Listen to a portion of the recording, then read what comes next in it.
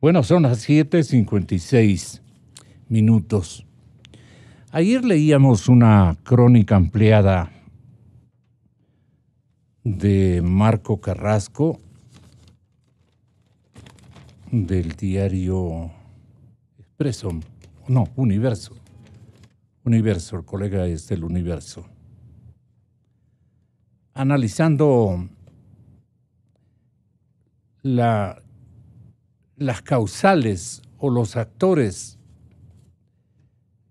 que no han tomado en cuenta realidades para establecer recambios estratégicos o deferencias por determinados temas, no indiferencias, sino deferencias, propósitos, apego a temas que en materia de corrupción en toda la región latinoamericana, los culpables son, atiéndame bien la ciudadanía, ¿quiénes son culpables de la corrupción? La indiferencia popular y los empresarios, cómplices que abonan, o sea, le dan un respaldo a la corrupción sin querer queriendo, como dicen los muchachos en los barrios. Entonces, la experiencia de Argentina, por ejemplo, al calor de los acontecimientos del presidente Macri, que no resultó ser un estadista lucido, pues no. Acaba de cancelarle al coterráneo Jaime Durán Barba hace contados minutos o horas. Y bueno, Jaime también empalagoso, en fin, pero le culpa a él lo que le está ocurriendo al señor Macri. Seguramente debe ser eso porque le acaba de cancelar, ¿no? O agradecer los servicios para hacer más. ¿Cómo dice ahí la nota? Tenga la bondad. Sí, pues porque es gurú, pues aquí. Jaime. Bueno, muchas gracias por la generosa compañía. Nosotros pensamos que la Argentina sí es un espejo coyuntural. Creo que ustedes también me apoyarán en aquello, ¿no? Lo que no se debe hacer, por ejemplo. Entonces, el gobierno, el presidente de la República, o sea, el sector ejecutivo de una nación, es clave para entusiasmarnos en establecer recambios o consolidar formatos que vayan en beneficio naturalmente del Ecuador o del país en cualquier latitud del mundo. Pero si se dan por desentendidos en actos disimulatorios, yo creo que están haciéndose un daño terrible a menor distancia. ¿Cómo podríamos motivar a nuestro gobierno para que no cometa el error argentino? ¿De qué calibre son los errores argentinos, Fernando? Muchas gracias, respetable ex procurador. Le reservo para una pregunta que es muy, muy importante y para su experiencia ideal. Tenga la bondad, señor doctor Santos Alvite. Muy buenos días, Gonzalo. Buenos días, doctor Medina, y a su audiencia. Mire, Gonzalo, esta es una lección para América y el mundo, diría esta primaria en Argentina, en la cual pues el pueblo vuelve a votar por personas que le defraudaron, que le estafaron, que le robaron y que uno creía sepultadas. ¿Por qué vuelve? ¿Por qué sale del ataúd este muerto, verdad? Porque como usted bien indica, el gobierno siguiente no se encargó, no tuvo la valentía, no tuvo la claridad de poner una diferencia. Y dijo, muy bien, me dedicaré a componer la economía y en manos de la justicia el que se llame a cuentas a los anteriores. Pero lo que no se dio cuenta el señor Macri es que la justicia que implantan estos gobiernos corruptos, estos populistas, es siempre a favor de ellos. Entonces se demora. No es que les absuelve, pero se demora. Entonces pasaron 4 años en que seguían libres.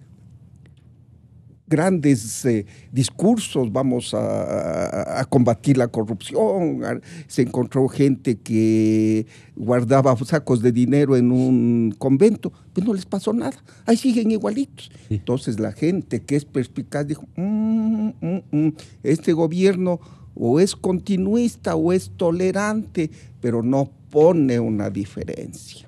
No establece. No establece una diferencia con el anterior. En segundo lugar, la economía. La economía en un gobierno populista queda despedazada, ¿verdad?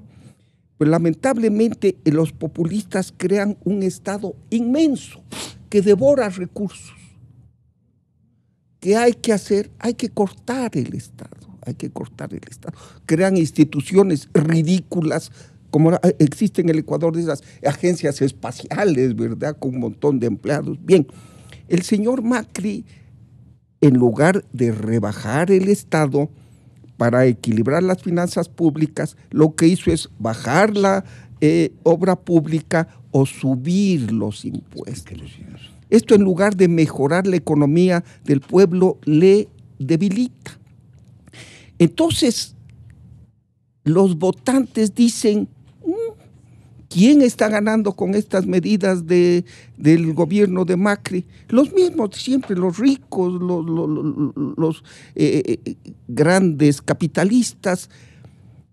Quizás estábamos mejor en el gobierno anterior porque había este oropel que crean los populistas de la obra pública, de la carretera, de la refinería, del hospital inmenso. Obviamente mal hecho, pero ante los ojos de la gente se ve, ¿verdad? Entonces el señor Macri le faltó, yo creo, esa malicia, le faltó esa fortaleza, le faltó esa decisión de poner una distancia enorme con el gobierno anterior. Dijeron, sí es lo mismo, ¿no? Y por lo menos el populismo, nos da subsidios, trabajamos menos, las cosas son baratas, volvamos al populismo. ¿Por qué cambió el mundo, Gonzalo, en 1789 con la Revolución Francesa? Porque ahí sí los revolucionarios terminaron de un tajo con la guillotina al gobierno anterior, a la teocracia, a los reyes, a la corrupción, al abuso, con la guillotina.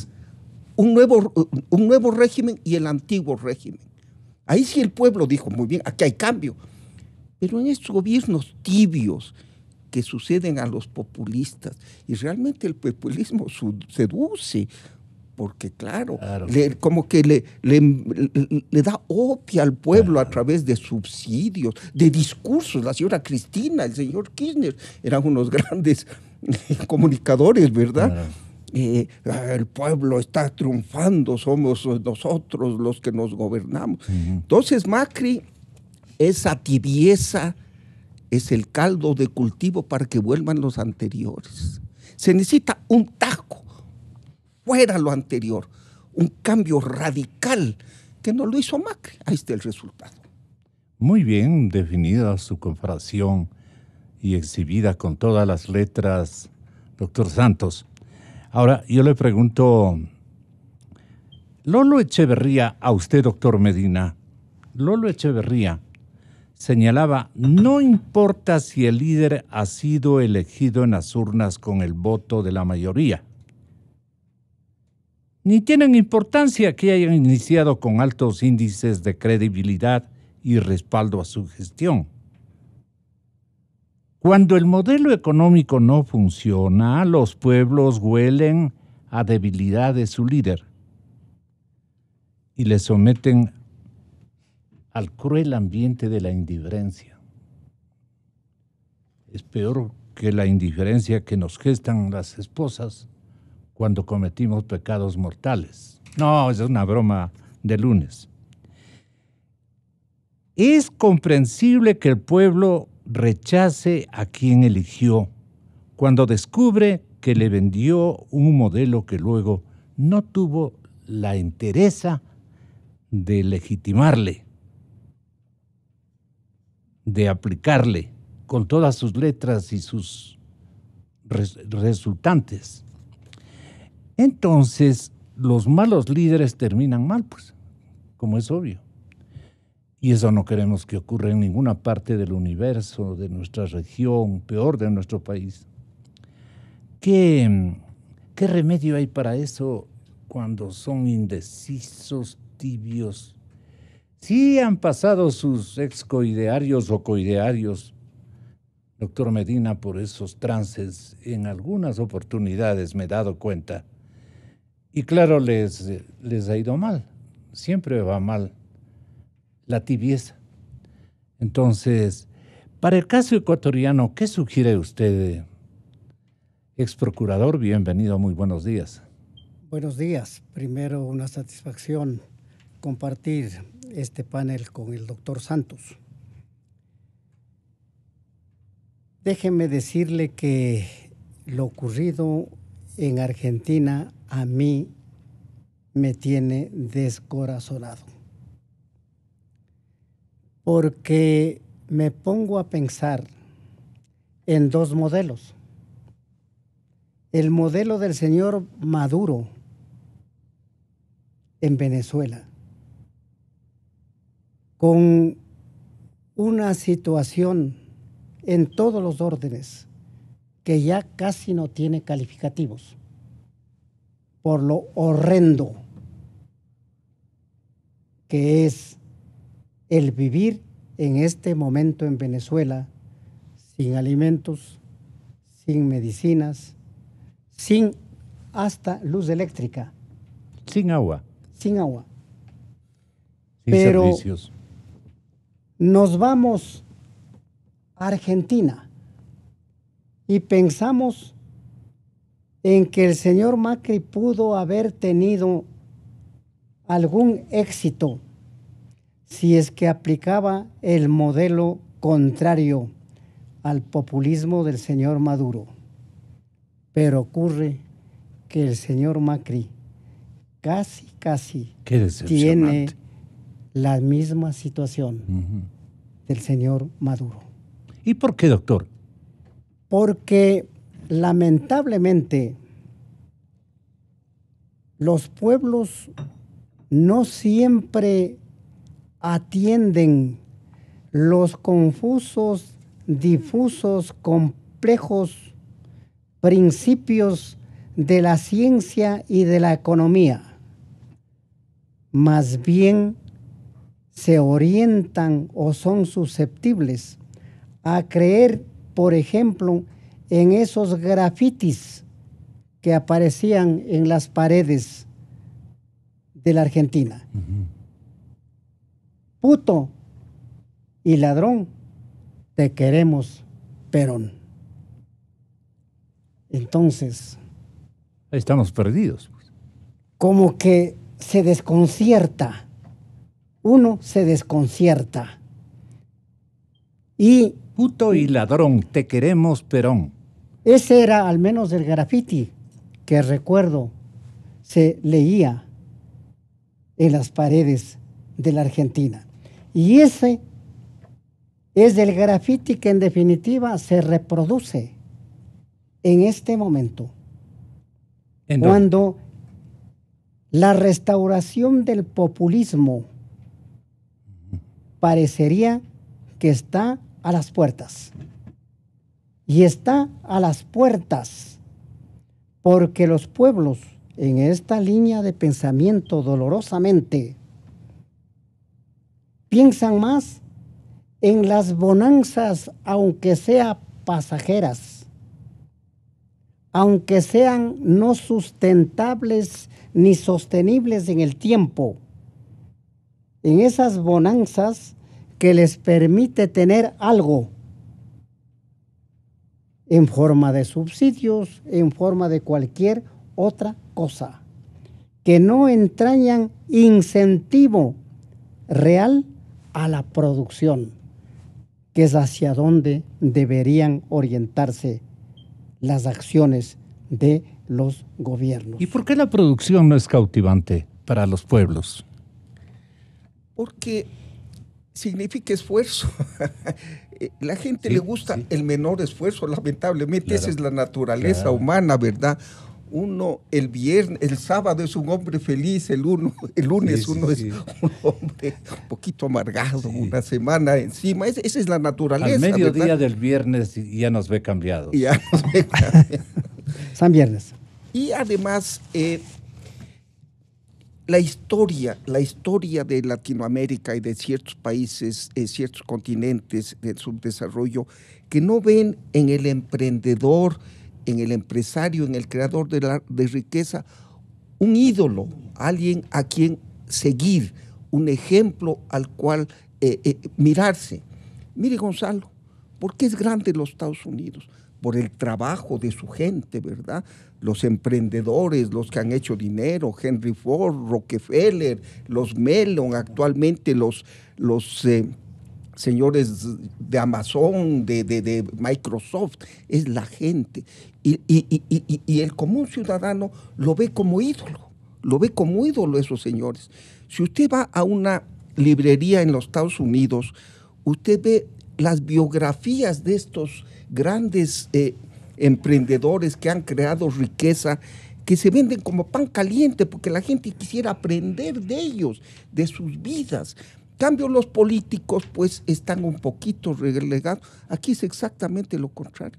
Usted no encuentra en una librería una biografía del señor Luis Noboa, del señor Juan Marcos, del señor Mario Rivadeneira, por poner a alguien de la sierra, o de nuestro amigo Fidel Egas, ¿verdad? Claro. Que son empresarios dignos de mención. Si hicieran una biografía no venden 10 libros, claro, en su familia, ¿verdad? Esa es la diferencia aquí, los ídolos. Es que no son ejemplares para las ideologías, sino para la praxis. Entonces fueron triunfadores, siguen siendo triunfadores. Buena gestión administrativa, de conducción de sus negocios, de sus empresas. Han dado mucho trabajo a miles de gente, en fin. Eso no le va, le vale, como dicen ahora, a la gente. Le vale a la gente, jamás nadie habla de ellos, ¿no? Pero en cambio nuestros héroes, Juan José Flores cuando era presidente de la República, falsificaba en la Casa de Gobierno la moneda, tenía la máquina para acuñar moneda en su dormitorio, pero es el héroe, ¿verdad? Entonces, los expresidentes, hay muy buenos, Velasco Ibarra, pero no tenemos el culto al trabajo, al éxito, al esfuerzo. Eso no es un valor. El doctor Camilo también.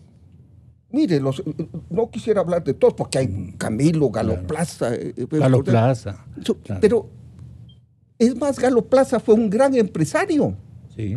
Él, por ejemplo, luego de la crisis del cacao, hizo sembrar el banano y salvó al Ecuador, el Ecuador sí, moderno, las grandes carreteras, Santo Domingo, Los Colorados, la costa. Un gran presidente. Gracias a su presidencia, ¿verdad? El doctor Velasco Ibarra.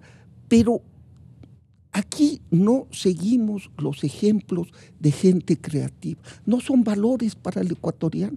El trabajo, el esfuerzo, el éxito. Repito, don Luis Noboa Naranjo, a quien nunca conocí, pero yo lo admiro.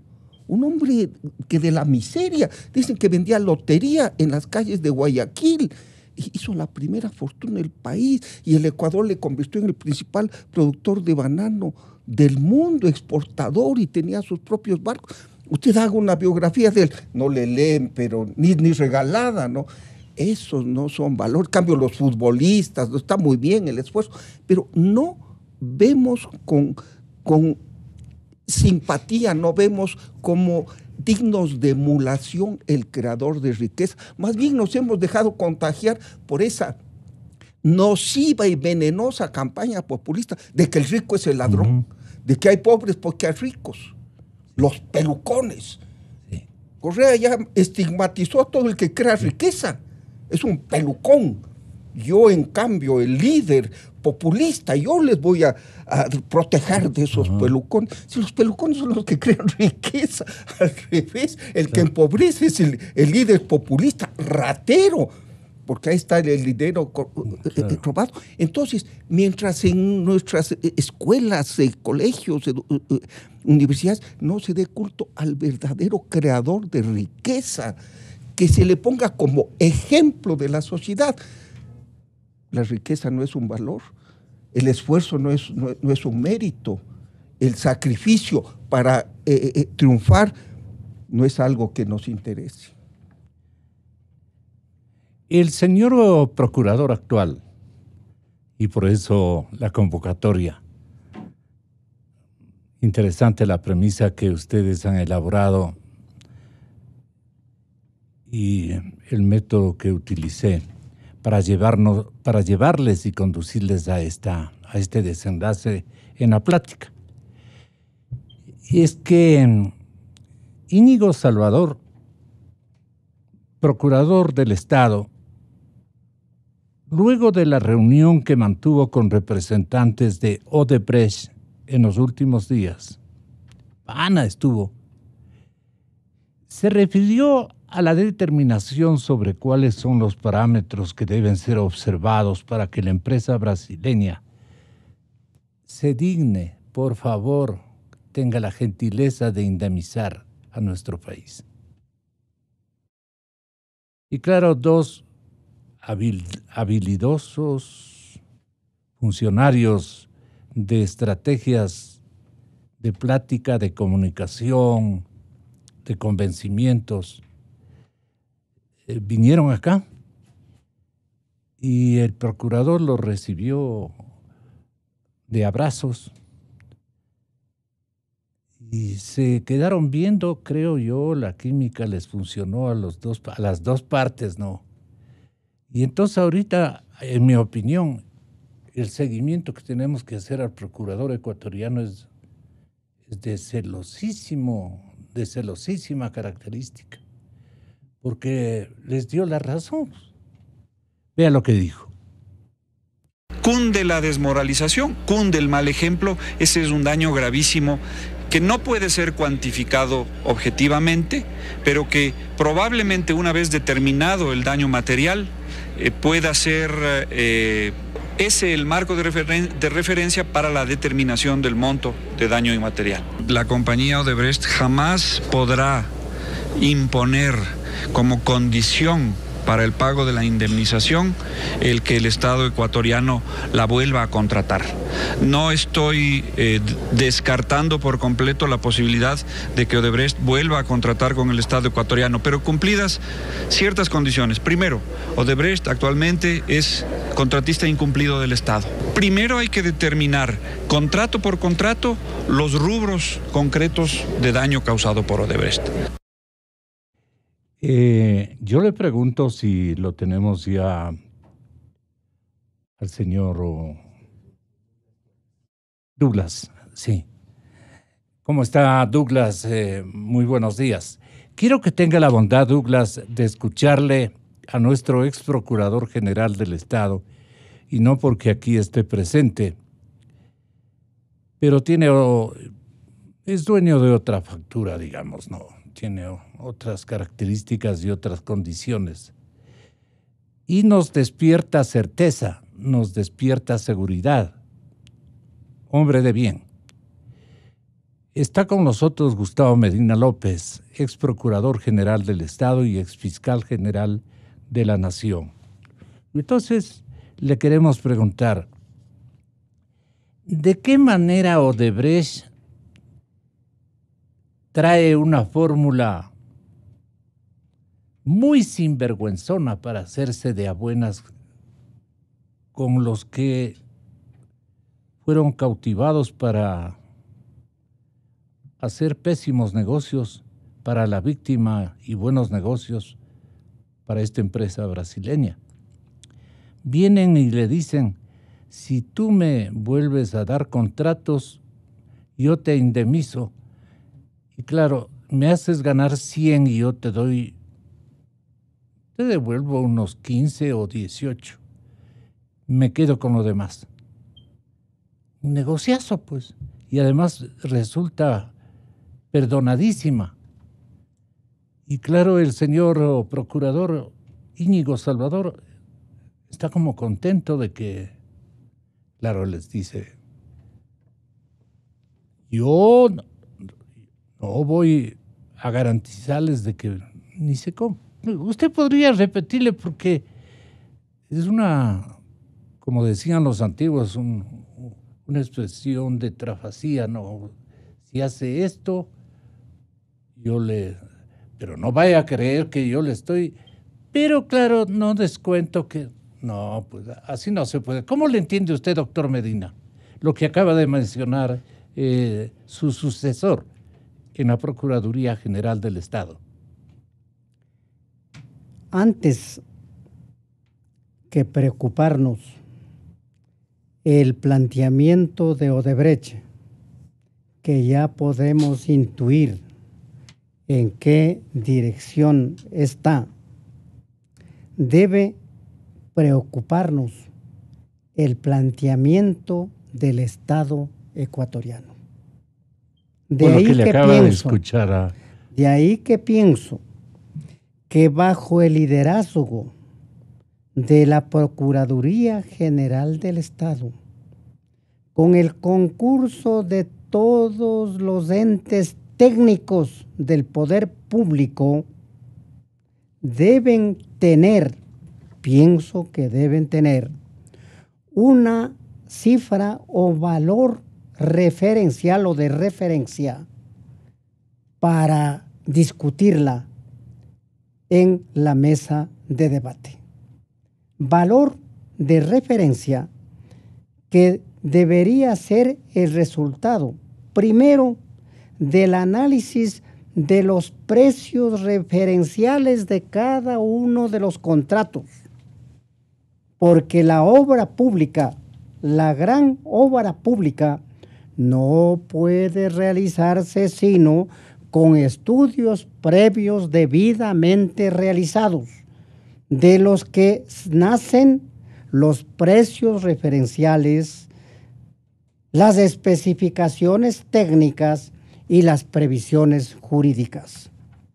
En segundo lugar, se debe establecer los precios previstos en cada uno de esos contratos para compararlos con los precios referenciales de los mismos producto de los estudios previos. En tercer lugar, se debe establecer los costos reales de cada uno de esos contratos, porque por la vía de los contratos complementarios y de otros mecanismos que hemos visto se han inventado en estos modernos tiempos, los costos reales son infinitamente superiores a los costos contractuales y estos con toda seguridad serán superiores a los valores referenciales.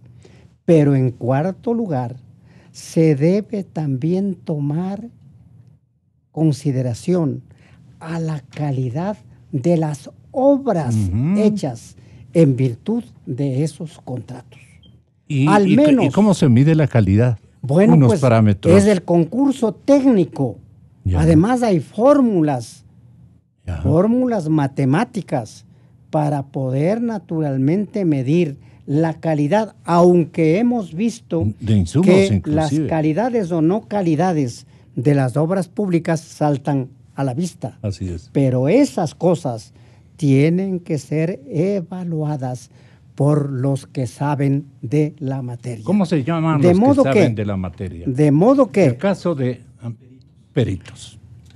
Perdóname, doctor Medina. De suerte que, decía Gonzalo, al menos esta cifra de referencia debe estar en la mesa del Procurador General del Estado para poder debatir sobre el tema del resarcimiento material, que es uno, pero hay otro que resulta en la práctica bastante imponderable, que es el daño inmaterial o moral que se ha causado al país con todo lo que hemos conocido.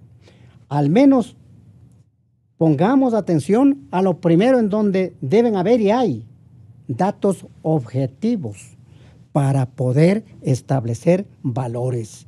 Y sobre esa base se podría establecer algún monto, vuelvo a repetir, en el orden del resarcimiento del daño inmaterial, o llamémosle daño moral, cuya cuantificación ya resulta más compleja porque no hay elementos objetivos para medirlos. Pero las aspiraciones, naturalmente, de los potenciales actores de devolución, igualmente posible, igualmente potencial, exigen no ellos dar y proveer al auditor o perito un inventario de todos los contratos que ha incumplido o ha cumplido mal, incumplido o ha cumplido mal, ni de anticipar un acuerdo de renegociación o de reparación, fijando una alícuota por los ítems que usted acaba de mencionar, doctor Medina. No hemos oído eso. Dice, si me dan nuevamente otros contratos, de ahí le doy una parte de ellos como indemnización a los que yo le fallé al comienzo. Perdóneme, Gonzalo, que interrumpe, doctor, pero me parece que ese tema ni siquiera debe ser materia de análisis en las mesas de discusión. Pero eso es lo que dice, ahí le piden. Ahora, yo tengo este momento posibilidades de molestar por unos instantes a un perito en esta materia. Él se llama Douglas Torres. El caballero está en la línea telefónica, nos hace el favor de atendernos, don Douglas, y él es partidario exactamente del inventario contractual que usted solicita por su experiencia como procurador. Creo que también Íñigo lo primero que ha de haber pedido es aquello, ¿no? Hasta para hacer un cálculo. El acuerdo de reparación, para firmarlo, debe partir de algo, no de que le devuelvan los contratos. ¿Cuántos contratos se hicieron? ¿De qué montos estamos hablando? Todo esto que nos ha referido en últimos días, Douglas, ¿cree usted que es una obligación, pero inicial, una premisa tremendamente significativa e importante que exija el actual procurador? Dice él, sin pensar que no vayamos a poder restablecer nuestras relaciones contractuales. Eso era para después, no ahorita, pues. Prácticamente le está diciendo, si les vamos a dar nuevamente el contrato. ¿Cómo va a poder arreglar de esa manera? Pues ni un comisario chambón, pues no. Pero veamos, ¿qué nos dice Douglas? Buenos días a los radioescuchas de Radio Democracia. Un placer saludarlo, Gonzalo. También al señor doctor Gustavo Medina, y también lo veo al doctor Santos Albite, gran amigo, un ex ministro de Recursos Naturales. Muy bien, sobre estos temas ya se han identificado cuál debería ser el procedimiento. Felicito al doctor Gustavo, siempre su acervo es importante, su conocimiento en este tema como ex procurador del Estado. Sí, pero aquí se requiere, basado en un estudio comparativo, podemos hacer cómo fueron los acuerdos reparatorios a nivel internacional, ¿no? También, ¿cuál es el plan? ¿Cuál es el proceso a seguir? Claro. Porque el producto final es el acuerdo, pero ¿cuál es para llegar los elementos, la estructura ósea, ¿no?, del proceso para llegar a un acuerdo? Porque el resultado es el acuerdo, pero ¿cómo? ¿De dónde nacen esas cláusulas reparatorias que van contenidas en ese acuerdo, en ese acuerdo reparatorio entre el Estado ecuatoriano y, en este caso, Odebrecht? Nacen primeramente de una planificación, de una organización, de una dirección, de lo que es la parte preliminar, determinar cuáles delitos se someten, por ejemplo, a los procesos reparatorios, no, si son delitos o en área administrativa, en el área civil. Es decir, todo esto hay que ver en qué régimen prácticamente es. O están contenidos estos tipos de infracciones penales, etcétera, etcétera. También hay que conocer qué compromiso debe tener, o decirle al victimario, en este caso Odebrecht, cuál es la información que está obligado a entregar por cada uno de los procesos. Además, muy bien lo que dijo, y coincido con el señor doctor Medina, en la cual indica que se requieren las fórmulas, así es, las fórmulas matemáticas financieras para poder determinar... La fórmula la concretan, Douglas. Le dicen, si nos devuelves los contratos, ahí te damos una parte. No, perdóneme, Gustavo, pero Gonzalo. el asunto, Gonzalo, discúlpeme, pero ahí estoy hablando de las matemáticas financieras aplicadas cuando ya terminemos los montos preliminares o montos definitivos de cada uno de los contratos. Ahí vemos cuál es el costo-beneficio de eso, el daño, como antes dijo el señor doctor, el daño tanto material como el daño inmaterial, ¿no? También tenemos que conocer los costos muy bien, los contratos iniciales, cuáles fueron, los contratos complementarios, las otras facturaciones que hubieron adicionales a ese contrato original. También tenemos que conocer todo esto, pero por parte de quién, de las entidades que forman parte de esta comisión. Puede ser el Servicio de Rentas Internas, puede ser el Sistema de Contratación Pública, tiene que ser la Contraloría General del Estado, etcétera, etcétera. Hay mucha documentación que está... Pero ¿usted cree que de entrada el señor procurador actual les debía haber ofrecido, porque dice, sin descartar que podamos volver a contratar con ellos, dice, quiero que le escuche? Cunde la desmoralización, cunde el mal ejemplo, ese es un daño gravísimo que no puede ser cuantificado objetivamente, pero que probablemente una vez determinado el daño material pueda ser ese el marco de referencia para la determinación del monto de daño inmaterial. La compañía Odebrecht jamás podrá imponer como condición para el pago de la indemnización el que el Estado ecuatoriano la vuelva a contratar. No estoy descartando por completo la posibilidad de que Odebrecht vuelva a contratar con el Estado ecuatoriano, pero cumplidas ciertas condiciones. Primero, Odebrecht actualmente es contratista incumplido del Estado. Primero hay que determinar, contrato por contrato, los rubros concretos de daño causado por Odebrecht. ¿En qué estamos de acuerdo y en qué no, mi querido Douglas? Hay un tema muy importante. El acuerdo reparatorio es de las partes.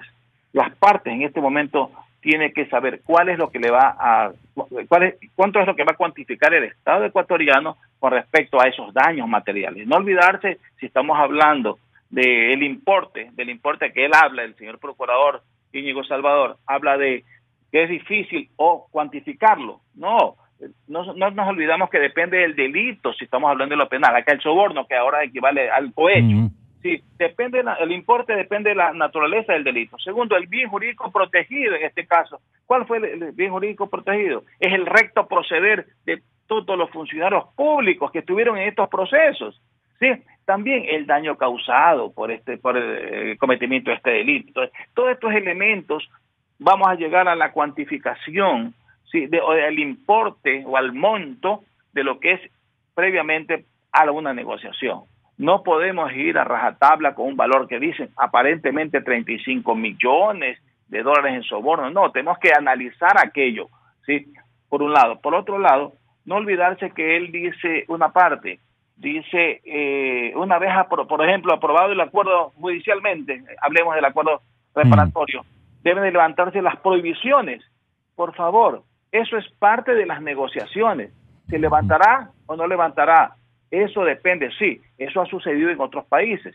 También las exenciones de medidas administrativas, por ejemplo, que ellos pueden estar pidiendo. Hay que analizar esto. Estos son los beneficios. El uno también tiene que tener, este es el ganar, pero ganar el Estado, por un lado, y también justipreciar las cosas con respecto a Odebrecht. Por eso es que siempre indicaba que se requiere dos tipos de peritos, o los peritos de parte, que le llamo yo, por parte de Odebrecht y por parte de esta comisión. Luego, ahí tiene que haber partidas de conciliación. Esas partidas de conciliación se requiere otros peritos que son nombrados por juzgados externos. Esos son los que van a subsanar cualquier novedad con respecto a los valores. Teniendo los valores, en ese momento podemos ya ponernos en una negociación preliminar. Máster Torres, muchas gracias. Muy bondadoso, muy buenos días. Doctor Medina, doctor Santos, a ustedes les digo, ¿está bien manejado de comienzo el asunto o parece que hay, para los jóvenes que son, digamos, que se dan perfecta cuenta y que nos interesa que sea un acto rectificatorio que vaya en abono de su formación ética? Me refiero a nuestros chicos, a nuestros jóvenes, a nuestros hijos, a nuestros nietos en mi caso. Yo quiero que aprendan de esta negociación, pero no con el estilo que quieren imponer los otros, pues no. ¿Cómo van a contratar de nuevo? Pues. Pero abuelo, pero papá, cualquiera de estas menciones. Pero ellos no fueron los que les calentaron las manos, los bolsillos a malos funcionarios. Y van a volver a repetir que esas prácticas nos van a sacar. Cualquier persona, así juegue las bolas o los tillos, se va a dar cuenta de que de allí mismo van a sacar la parte de que complemente un arreglo cuantitativo, pero no el arreglo cualitativo, que es el que nos interesa hasta para formación de nuestras nuevas generaciones. ¿Cómo va a ser eso posible? Obviamente hay renglones que pueden aceptarme y hay renglones que no pueden aceptarme. Ustedes tienen la palabra, doctor Santos Alvite. Mire, Gonzalo, yo he escuchado con mucha atención al doctor Medina y al economista Torres, a quien lo conozco, es una muy buena persona, y me ha alegrado de que están llevando el tema a un plano técnico, números, cuál fue el perjuicio y tiene que haber una compensación, tanto, como dice el doctor Medina, en el aspecto físico, matemático, cuantitativo de las obras, cuanto en el daño moral. Eso está bien, eso tienen que hacerlo los técnicos, bien. Pero yo le voy a decir una cosa, Gonzalo, yo me alegro de esto, me alegro, porque es primera vez que una compañía que nos ha perjudicado se sienta a negociar una reparación. Es primera vez. Este es un caso emblemático. Ajá. Hay que reconocer. Si trajéramos a todos, seríamos millonarios. Multimillonarios. Multimillonarios. El Kuwait de América del Sur. Y ¿cómo nos han robado? Exactamente. Así es que hay que reconocer que Odebrecht ha dado la cara. ¿Dónde están los chinos que hicieron el Coca-Cola Sinclair para 1.500 megavatios? Solo produce 700 y tiene 7.000 fisuras. ¿Dónde están? Ni aparecen. ¿Dónde está la compañía SK que hizo la reparación de Esmeraldas? Ni aparece. ¿Dónde está Wally Parson que hizo también la refinería del Pacífico donde se robaron 1.500 millones de dólares? Ni aparece. ¿Dónde están los chinos que compran el crudo con $4 de descuento? Ni aparecen. Por lo menos aparece el Odebrecht. Bien, hagamos una cosa seria, como muy bien dice el doctor Medina y el economista Torres, que hablen los números, ¿verdad? Que hablen los números. Yo creo que hay una confusión. A mí me parece que el procurador, en quien tengo la mejor opinión, es un diplomático sofisticado, sabe cómo hacer una negociación internacional. Él dijo, primer punto, compensación. Y eventualmente... Pero usted, el presidente, le cancela con este... No, es que yo le interpreto de otra manera, Gonzalo, perdón. Yo creo que él dijo, primero arreglemos. Ese es el objetivo de esta negociación. Y si arreglamos bien y en el futuro quieren contratar, que lo hagan, pero primero arreglemos. Yo no creo que está condicionado al uno y al otro. Y le voy a decir una cosa, Gonzalo. Odebrecht va a tomar una decisión que está circulando en el mundo del derecho internacional que aquí no se le ha dado a conocer. Le pongo en qué consiste. En Miami hay más presos por la corrupción de Petroecuador que aquí. Hay los señores Vaquerizo, el doctor López, el doctor... un señor Armagregol Ceballos, un señor, 5 o 6 personas, el señor Luque, 7 o 10 personas ecuatorianos, ciudadanos ecuatorianos, que fugaron a Miami con el dinero que robaron de la obra pública en Petroecuador, están presos en los Estados Unidos, presos. Y han tenido que pagar fuertes indemnizaciones al gobierno americano. Los han mandado a la cárcel y les han quitado la plata. Bien, en los Estados Unidos existe una ley de protección de las víctimas, de reparación de las víctimas, en la cual si usted es víctima de un robo, la policía aprehende, coge preso al ladrón y le quita lo robado, le devuelve a usted. Usted es la víctima, es su propiedad. Entonces, Petroecuador, viendo que había tantos presos por la corrupción de Petroecuador en Miami y tanto dinero confiscado por la autoridad americana, se presentó en el juicio diciendo, señor juez americano, yo soy la víctima, devuélvame esa plata. El Departamento de Justicia de los Estados Unidos protestó y dijo, Petroecuador, sin vergüenzas, ustedes no son la víctima, ustedes son los victimarios, ustedes son los corruptos. Todas las decisiones, desde el directorio hasta el último empleado que intervinieron en estos negocios, fueron corruptos. Son corruptos los contratistas, pero también es corrupta Petroecuador. Y no le devolvemos la plata, porque no se merece por su corrupción. Entonces aquí no se trata de que Odebrecht era el lobo feroz y los funcionarios Capayas y Calvopiñas, la caperucita roja. Angelitos. No. Es compartida la corrupción.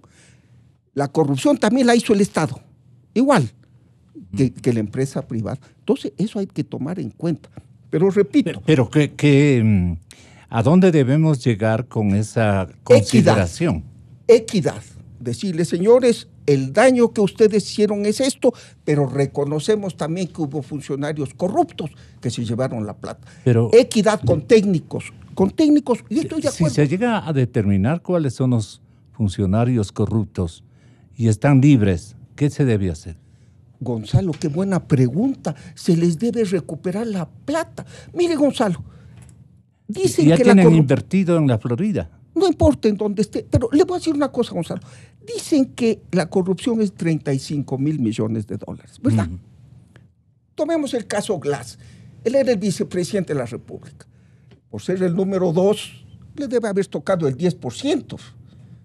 Pero pongamos que como él no fue los 8 años, sino la mitad del periodo, que le toque el 5%. Glass se llevó 1.750 millones de dólares de fijo. ¿Cuánto le han sacado? Ni un centavo. Ahí está feliz esperando que pasen los 6 años y gozará de la plata.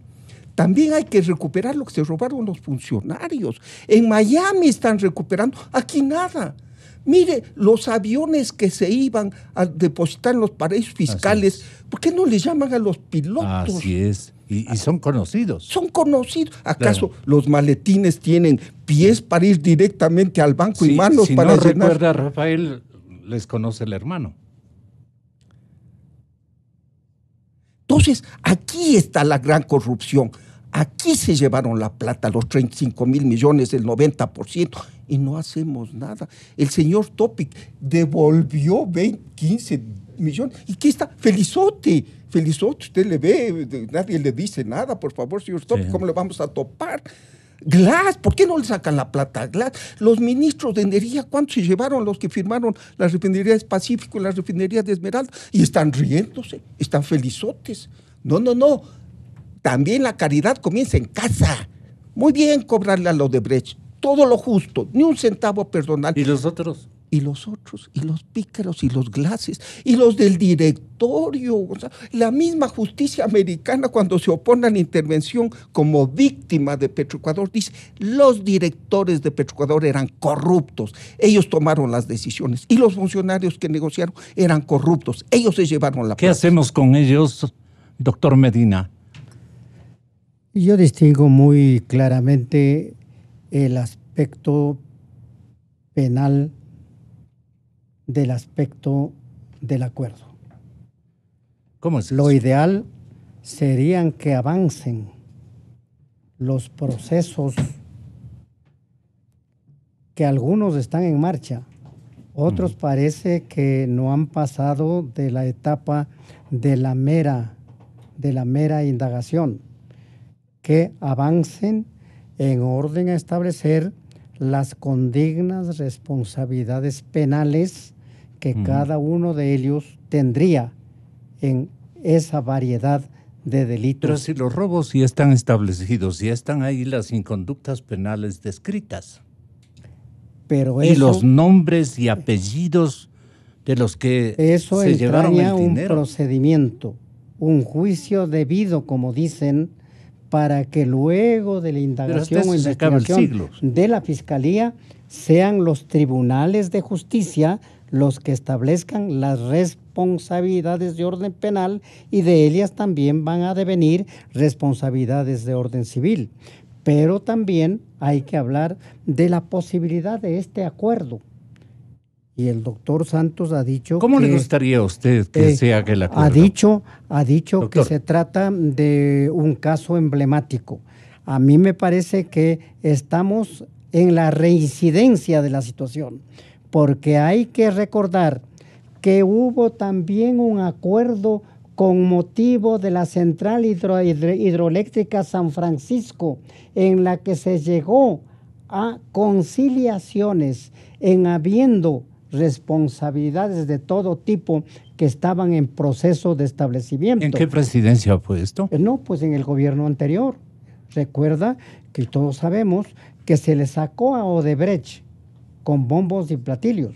Se dijo, le hemos sacado a patadas. Pero luego Odebrecht volvió a sentarse a la mesa, arregló el tema de San Francisco y se abrió la posibilidad de que pueda celebrar varios contratos. De suerte que para mí fue un arreglo con los mismos pícaros. Este caso de hoy ya no es sino un segundo episodio. Pero estos no son los pícaros, estos son otros funcionarios, son otros fiscales, otros procuradores, otros abogados del Estado que están solucionando. ¿Cómo van a decir? Nuevamente vengan les vamos a dar contratos para que de ahí nos paguen. Reitero ¿Cómo que va a ser eso? Aquello de decir, hay la posibilidad, aunque sea muy remota, de que vuelva Odebrecht a contratar, ese asunto ni siquiera debe mentárselo. Ni siquiera ¿Pero cómo quedaría? Mentárselo, porque estamos todavía con las cosas frescas. ¿Acaso que el acuerdo de San Francisco ocurrió en el siglo pasado? No, pues es reciente. Ocurrió hace pocos años. Sí, y hoy estamos viviendo el tema de los perjuicios que se habrían ocasionado en cada una de esas contrataciones. Va a tener que hacerse un esfuerzo muy grande, no solamente en el orden cuantitativo, para el establecimiento de valores que entrañarían el daño material, sino también para justificar en el orden jurídico la posibilidad de ese acuerdo.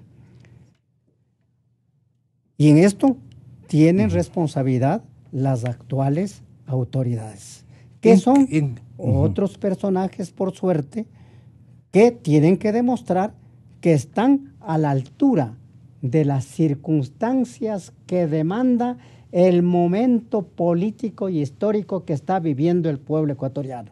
Esperemos que estas esperanzas, aunque parece una repetición, estas esperanzas no sean motivo de una nueva frustración. ¿Con oportunidad de qué circunstancia el expresidente Rafael Correa menciona que él es partidario de un retorno de la Odebrecht? A ver si orientamos, y si no lo podemos hacer, escuchan a Correa manifestar esto, pero ¿en qué escenario, en qué tiempo, en qué circunstancia dijo esto?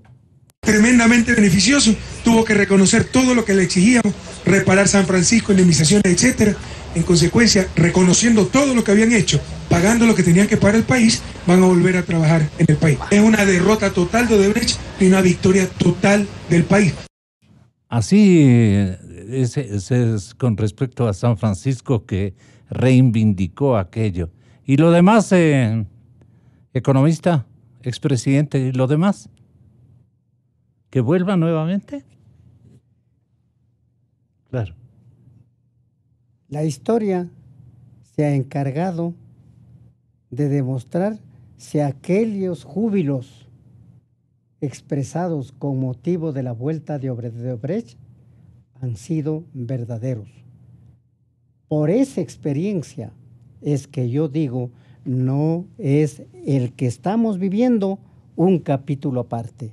Es un segundo capítulo de una historia que ya tiene ciertas expresiones, ciertas consecuencias, ciertos resultados. Por eso la gravedad y seriedad Bien. que entraña a afrontar hoy, en este momento, con nuevas autoridades, doctor, cuando ya se pueden de alguna manera otear, visualizar ciertas informaciones, nos digan algo que recobre la esperanza, la confianza del pueblo ecuatoriano. Aquí decimos la verdad. Inicio de espacio promocional y publicitario. Y bueno, señores, continúa el partido, avanza por el centro, mete el pelotazo largo por la banda,